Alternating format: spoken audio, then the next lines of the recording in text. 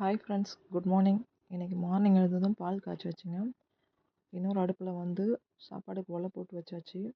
அதுக்கு தேவையான அளவு உப்பு சேர்த்துக்கலாம் சாப்பாடுக்கு. அடுத்தது ஒரு டீ போடலான்ட்டு டீ போட்டாச்சுங்க. டிகாஷன் போட்டு அதில் பால் ஊற்றி டீ போட்டிருக்கேன். இன்றைக்கி என்ன சமையல் பார்த்திங்கன்னா, கருவாட்டு குழம்பு தாங்க. நெத்திலி கருவாட்டு குழம்பு. நெத்திலி கருவாடு வந்து ஒரு 2 கைப்பிடி அளவு எடுத்து ஒரு கிண்ணத்தில் போட்டு வச்சுக்கலாம்.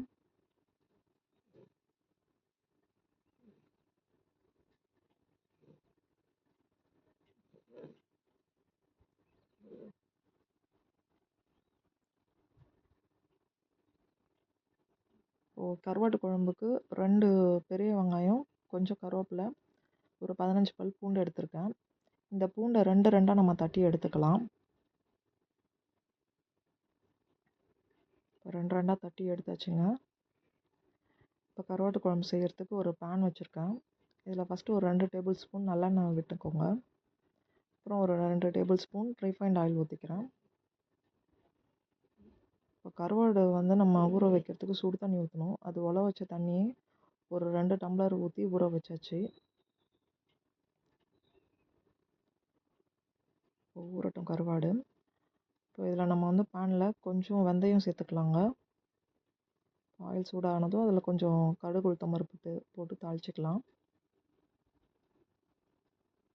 இப்போ கடுகு உளுத்தம் பருப்பு வெடிச்சிடுச்சு.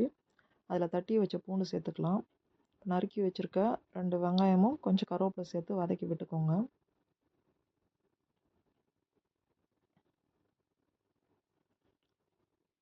வெங்காயம் வதங்கிறதுக்கு கொஞ்சம் நம்ம உப்பு சேர்த்துக்கலாம். அப்போது சீக்கிரமாக உங்களுக்கு வதங்கிடும். இதுக்கு ஒரு 3 பழுத்த தக்காளி எடுத்துக்கோங்க.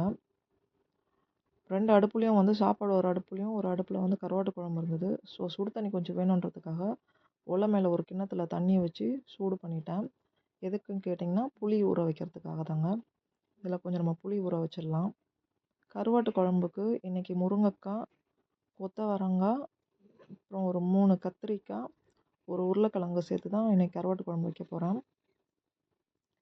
எப்போவுமே நம்ம மீன் குழம்பு, கருவாட்டு குழம்புக்கெலாம் பார்த்திங்கன்னா வெங்காயம் நல்லா வதங்கணும் ப்ரௌன் கலரில். அப்போ தான் டேஸ்ட்டு நல்லாயிருக்கும்.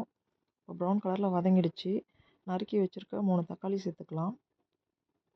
இப்போ கொஞ்சம் அதில் உப்பு சேர்த்து வதக்கிக்கலாம். இப்போ சாப்பாடு வெந்துருச்சுங்க. சாப்பாடை நம்ம வடித்து விட்டுறோம். தக்காளி கொஞ்சம் நல்லா வதங்கியாச்சு. இப்போ நம்ம நறுக்கி வச்சுருக்க காய்கறிங்க எல்லாமே சேர்த்துடலாங்க.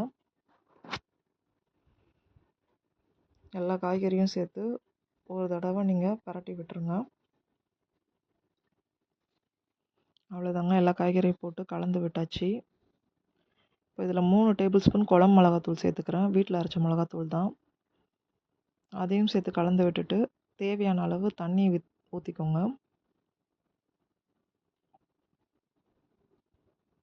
அப்புறம் கரைச்சி வச்சுருக்க புளியும் சேர்த்துக்கலாம். இப்போ அந்த ஊற வச்ச கருவாடை வந்து நல்லா க்ளீன் பண்ணி எடுத்தாச்சுங்க. பாருங்கள், க்ளீன் பண்ணியாச்சு. இப்போ நம்ம கருவாட்டு குழம்புக்கு அதில் கருவாடையும் சேர்த்துடலாம். எல்லா கருவாடையும் சேர்த்து ஒரு மீடியம் ஃப்ளேமில் வச்சுட்டு மூடி போட்டு வேக விடலாம். உப்பு நீங்கள் எவ்வளோ தேவையோ அந்தளவுக்கு போட்டு டேஸ்ட் பண்ணி பார்த்துட்டு உப்பு போட்டுக்கோங்க. இப்போ மீடியம் ஃப்ளேமில் வச்சுட்டு மூடி போட்டு வேக விட்டுடலாங்க. கொஞ்சம் கொத்தமல்லியும் சேர்த்துக்கோங்க. இன்றைக்கி சைடிஷ் பார்த்திங்கன்னா காராமணி பொரியல் தான் செய்ய போகிறேன். காராமணி சின்ன சின்னதாக நறுக்கி வச்சுருக்கேன். இப்போ பாருங்கள், கருவாட்டு குழம்பு நல்லா வந்துருச்சுங்க. இப்போ இன்னொரு பேனில் எண்ணெய் ஊற்றிட்டு கடுகு உளுத்தம் பருப்பு போட்டு தாளிச்சிக்கலாம். இதில் கொஞ்சம் தட்டி வச்ச பூண்டு சேர்த்துருக்கேன். கொஞ்சம் கருவேப்பிலை சேர்த்துக்கோங்க. நறுக்கி வச்சுருக்க காராமணியை சேர்த்து 2 பரட்டி விட்டுடலாம். தேவையான அளவு உப்பு சேர்த்துக்கோங்க.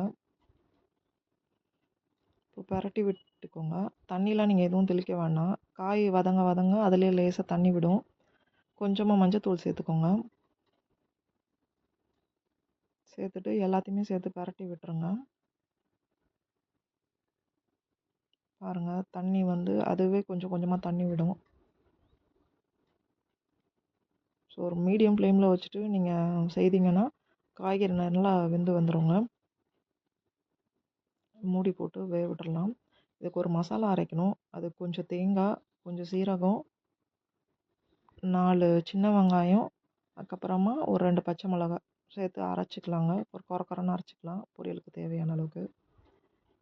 இப்போ கருவாட்டு குழம்பு ஃபுல்லாக வெந்து ரெடி ஆகிடுச்சிங்க. காய்கறிகள்லாம் நல்லா வெந்துடுச்சு.